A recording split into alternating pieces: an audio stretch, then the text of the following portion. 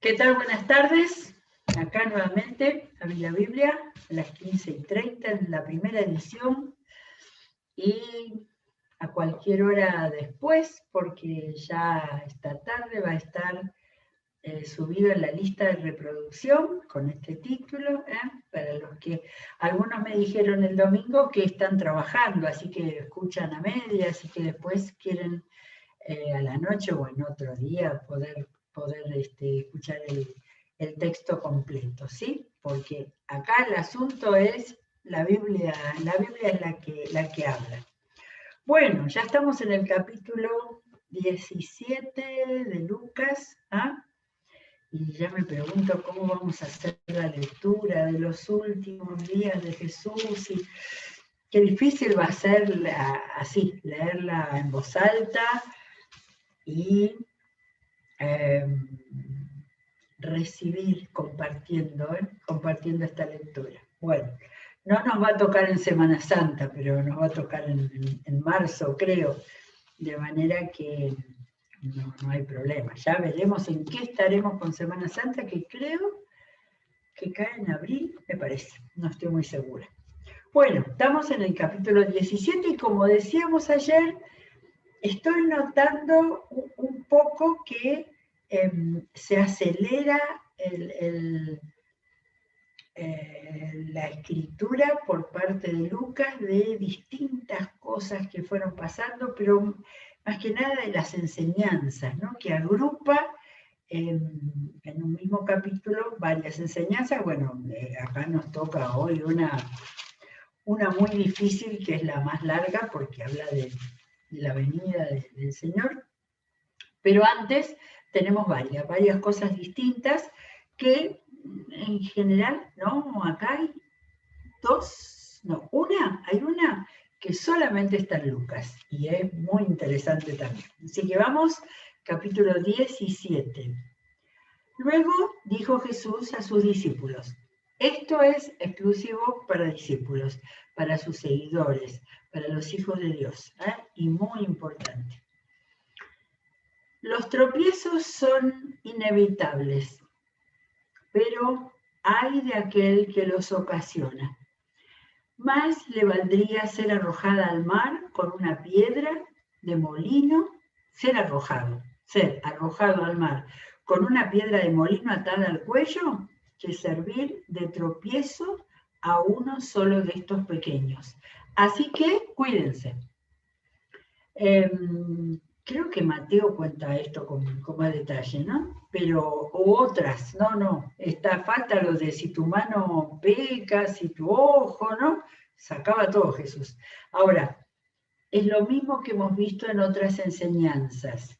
En eso decir que mi madre y mis hermanos son los que siguen el reino de Dios, y parecería que estaba rechazando a la familia, o cuando decía que el que quiere más a su familia, es decir, este tipo de modismos son considerados modismos, son bien exagerados, ¿sí? Como para que la enseñanza quede bien fuerte y bien entendida, ¿sí? Así que aquel que dice que ha un tropiezo en alguno no dice, sí, pequeños, para algunos pequeños, que quiere decir para los nuevos en la fe, que no tienen necesidad de ser para un niño. Pero lo que dice Jesús, que mejor sería que se ate una piedra de molino al cuello y se echa al mar, ¿sí? Eso, si esto fuera así, literalmente, Pedro, después que negó a Jesús 3 veces, tenía que haberse tirado ahí, haber ido a buscar algún lugar para tirarse. No era esa la idea. Pero sí, lo que Jesús estaba diciendo me encanta, como dice así que cuídense. Es decir, una enseñanza muy fuerte diciendo, esto es muy importante. No actuar de manera de hacerle daño ni a los niños, ni a los cristianos nuevos, ni tampoco a la gente que no conoce a Dios, porque ahí cada vez que alguien dice, conozco a un evangélico, a un cristiano que habla mucho, pero después actúa así, ahí se arruina la experiencia de que esa persona pueda acercarse a la palabra de Dios o al Señor, ¿sí? De manera que, por eso Jesús lo dijo de esta manera tan rotunda. Y esto así, cuídense. Después viene, y ya estamos en el 3. Si tu hermano peca, repréndelo, y si se arrepiente, perdónalo. Aun si peca contra ti 7 veces en un día, 7 veces regresa a decirte, me arrepiento, perdónalo. Esto así. ¿Ven? Esto es muy cortito y nada más. En los otros no miré Marcos y Mateo, pero alguna de estas enseñanzas está contada con más detalles en los otros. Yo creo que estamos avanzando tan cerca de Jerusalén que Lucas quería dedicarle a los últimos tiempos y a los últimos días de Jesús en la tierra más espacio. Por eso todas esas enseñanzas, que muchas de ellas estaban en el Sermón del Monte, con todo detalle, acá están rapidito. Bien, entonces los apóstoles le dijeron al Señor, aumenta nuestra fe. Esto nunca lo voy a entender. Los apóstoles le decían, aumenta nuestra fe. Ellos que estaban al lado de Jesús desde el comienzo, que habían visto todo lo que el Señor hizo y que escucharon todo lo que el Señor enseñó y que vieron lo que pasó cuando bajaron del monte de la transfiguración, que no habían podido liberar a un endemoniado, pero seguían necesitándolo de aumenta nuestra fe. Es muy llamativo, ¿no? Ahora, quizás no es tan llamativo, sino todos los días tenemos que decirle al Señor orando, Señor, dame más fe frente a esto, ayúdame a no pedir sin fe, ayúdame a creer siempre que veré la gloria de Dios, como le dijiste a Marta con su hermano muerto, ¿sí? Acá está la explicación, ¿ven? Cuando uno lee la palabra en voz alta, se le ilumina para entender cómo aún los apóstoles también necesitaban que el Señor les dé alguna palmadita, alguna enseñanza, alguna palabrita más para poder sentir que tenían más fe. En los temas más difíciles, porque los otros habían visto sobre... Y nosotros lo tenemos en la palabra, no es que ellos tenían nada en especial porque estaban al lado de Jesús. Para nosotros nos parece, sin embargo, tenemos la palabra, acá está toda la enseñanza, acá está todo lo que él hizo.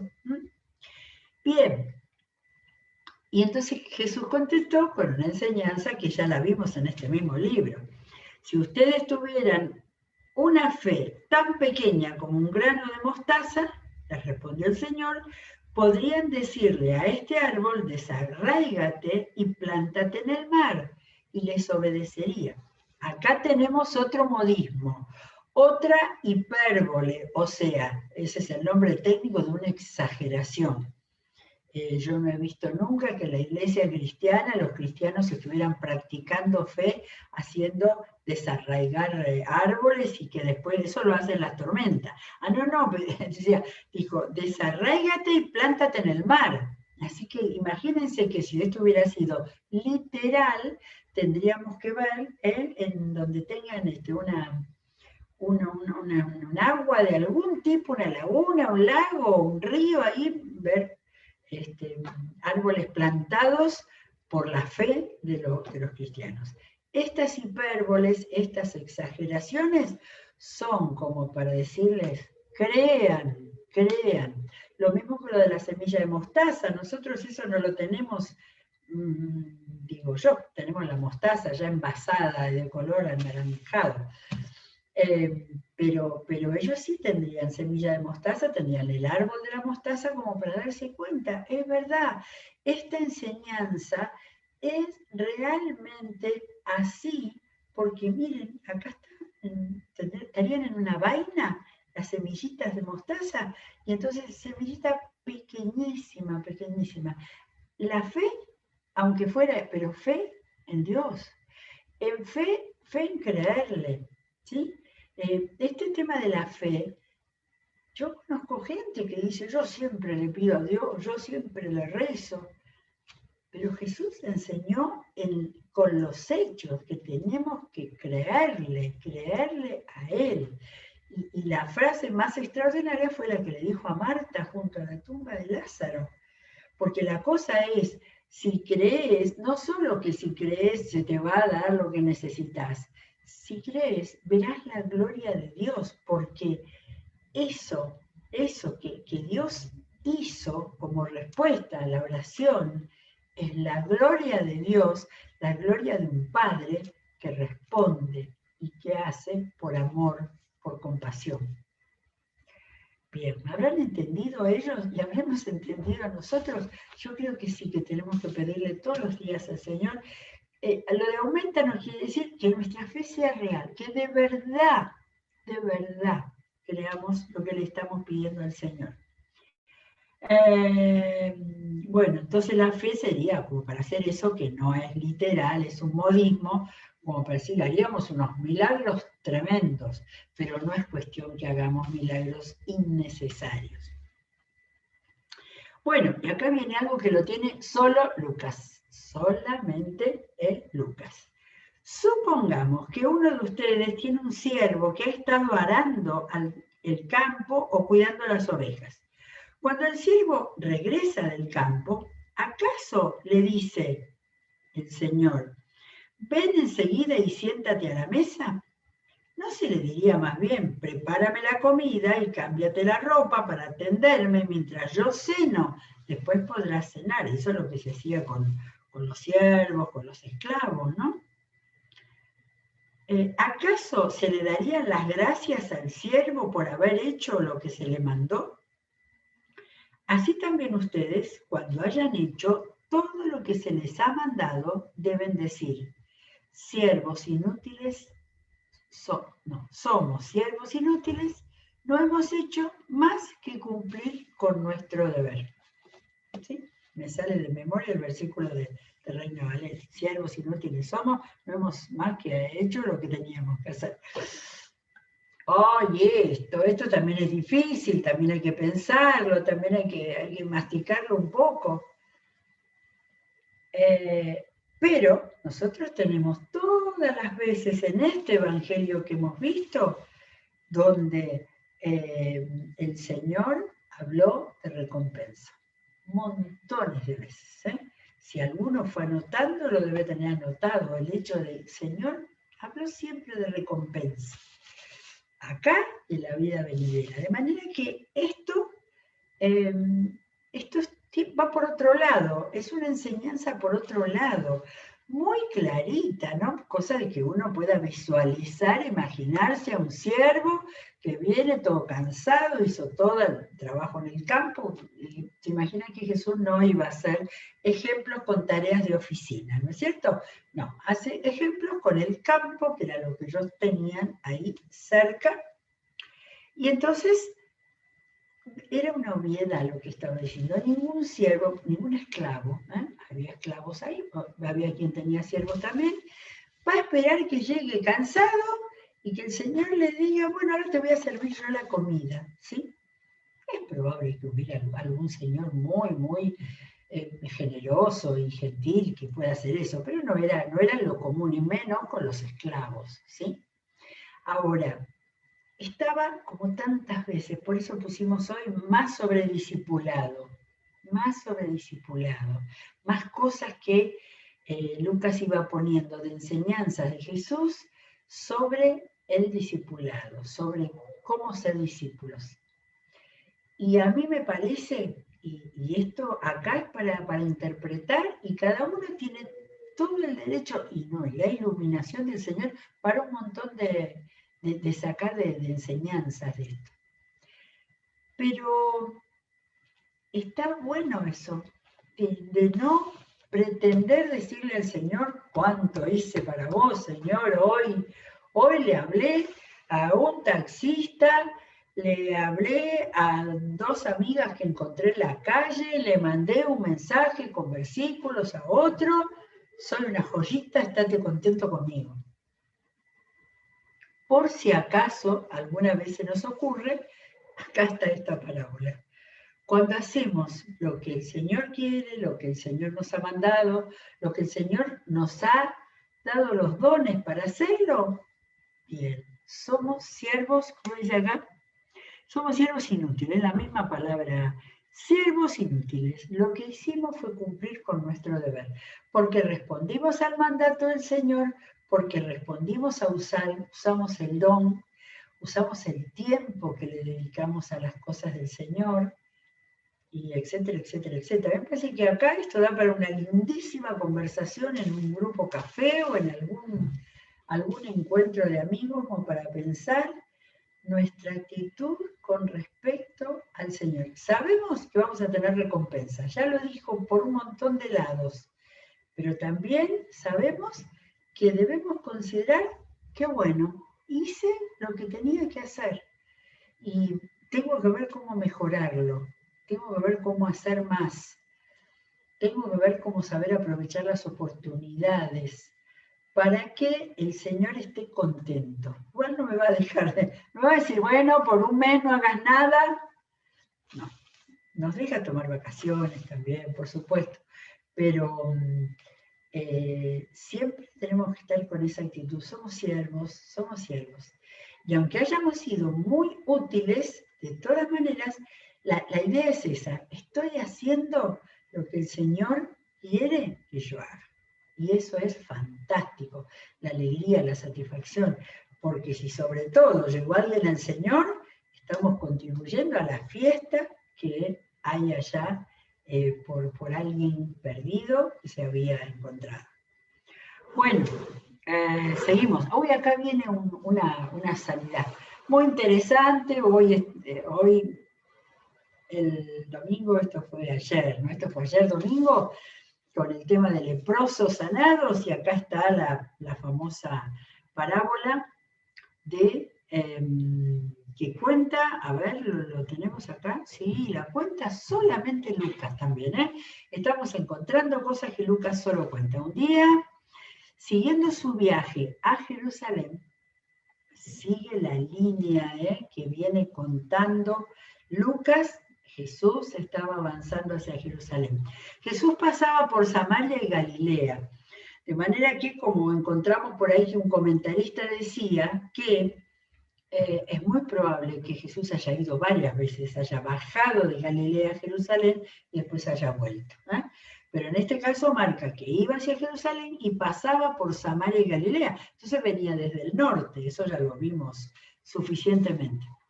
Cuando estaba por entrar en un pueblo, salieron a su encuentro 10 hombres enfermos de lepra. Habíamos tenido un relato, pero con un leproso. Ahora tenemos 10. Como se habían quedado, salieron a su encuentro. Quiere decir que estos hombres, de acuerdo con el problema de la lepra, estaban afuera de la ciudad, afuera del pueblo. Como se habían quedado a cierta distancia, gritaron. No se podían acercar. El otro que Lucas contaba le había dicho, ¿se acuerdan? ¿Quieres limpiarme? Y le había hablado de cerca. Fue ese que Jesús lo tocó, que me parece tan impresionante ese gesto de Jesús.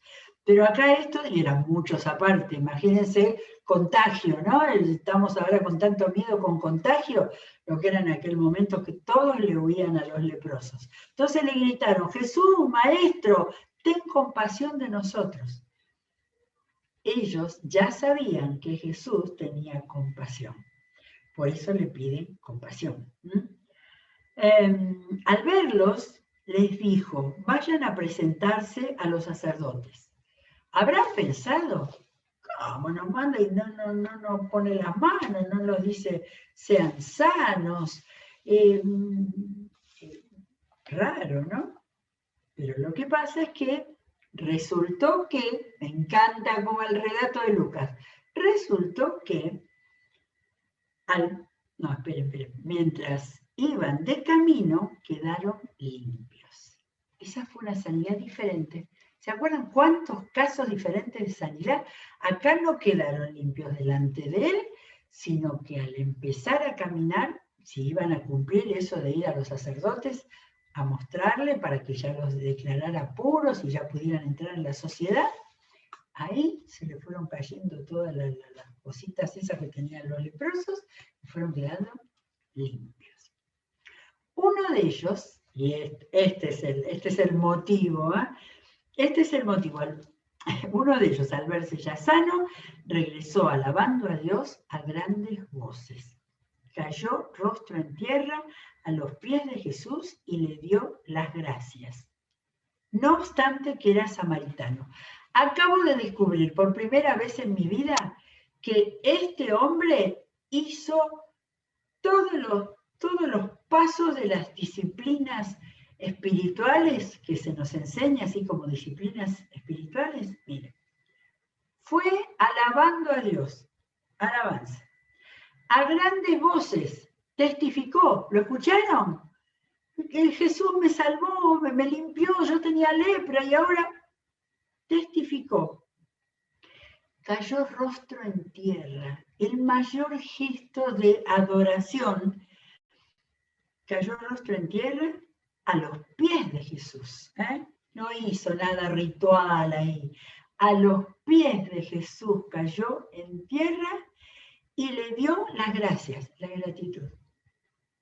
Aparte, eso era una oración. Eso nosotros llamaríamos una oración. Oró a Jesús, lo adoró, alabó, testificó y demostró su gratitud. Todos los elementos de lo que Dios espera de nosotros en nuestro tiempo de intimidad con Él.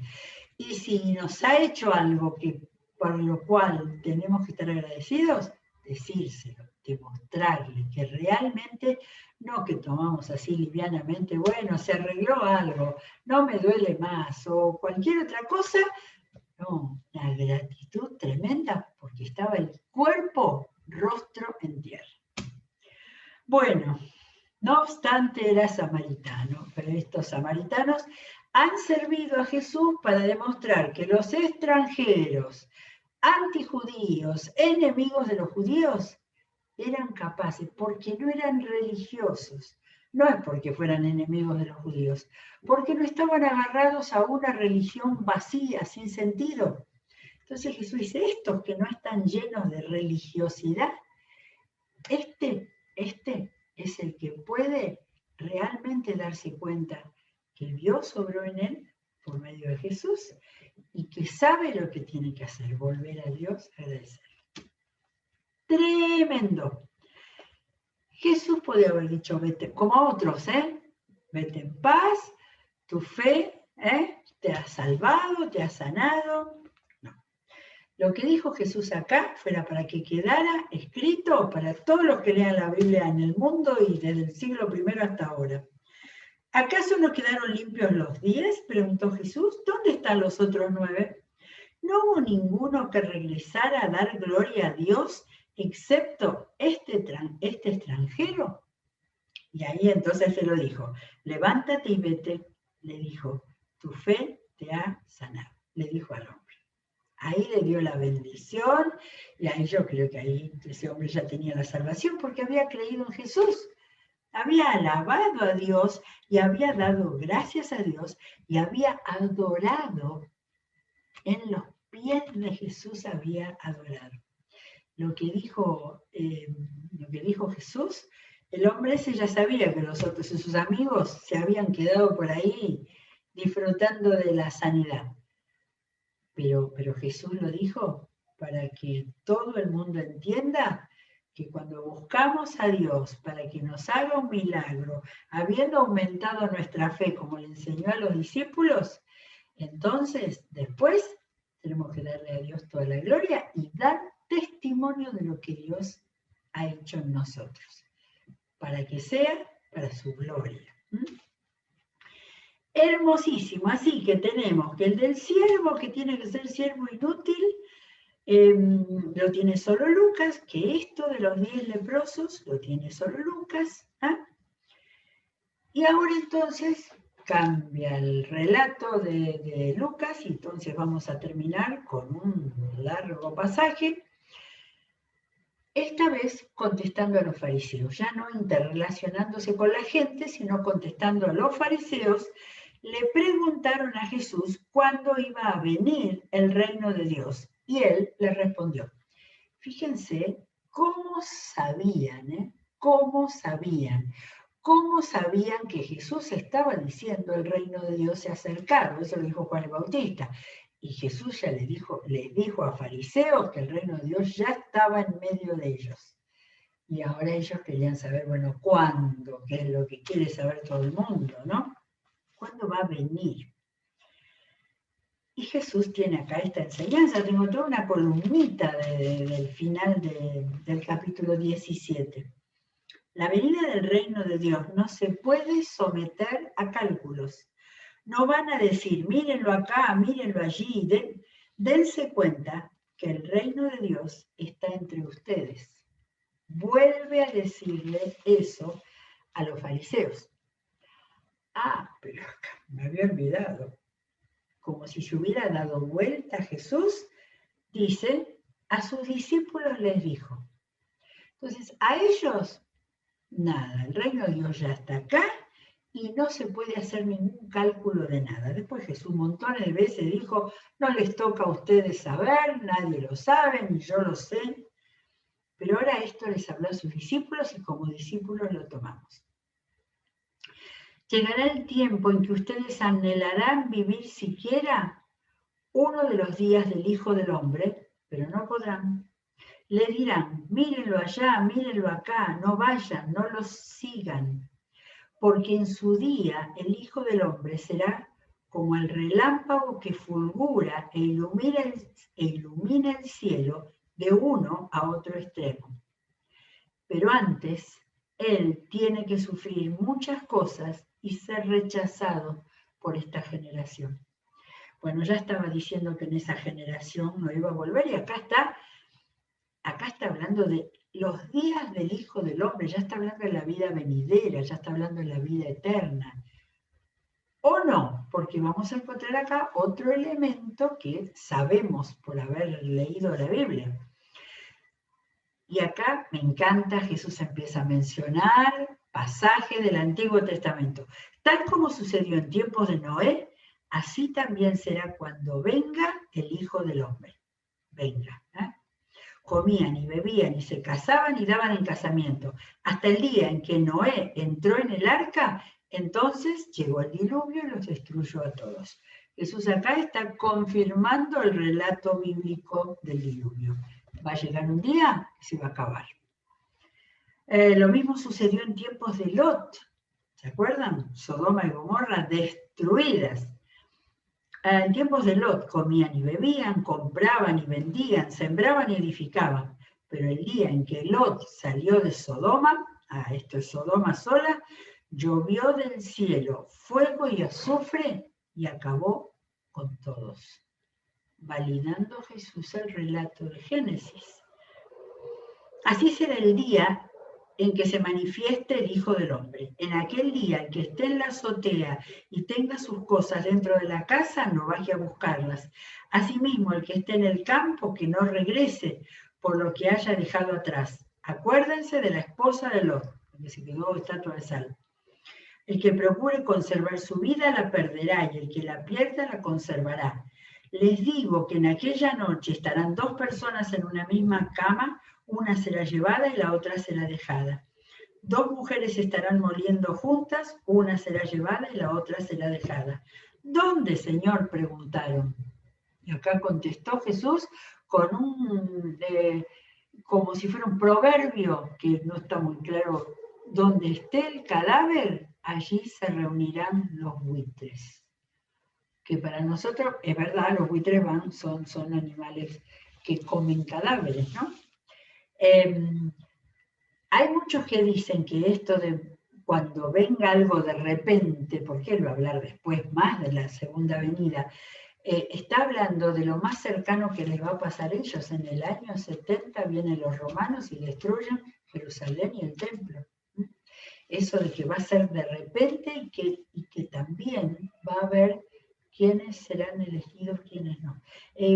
No lo sé bien si está hablando, y hay otros pasajes donde habla de la venida, en la que está, en Mateo sobre todo, donde está como mezclado el tema de la segunda venida con lo que va a venir con la destrucción de Jerusalén.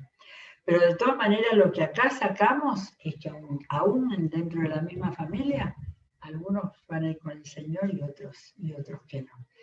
Todas estas cosas son los alertas, enseñanzas que daba Jesús para que vuelvan a Él, sobre todo porque ya le dijo clarito, el reino de Dios está entre ustedes.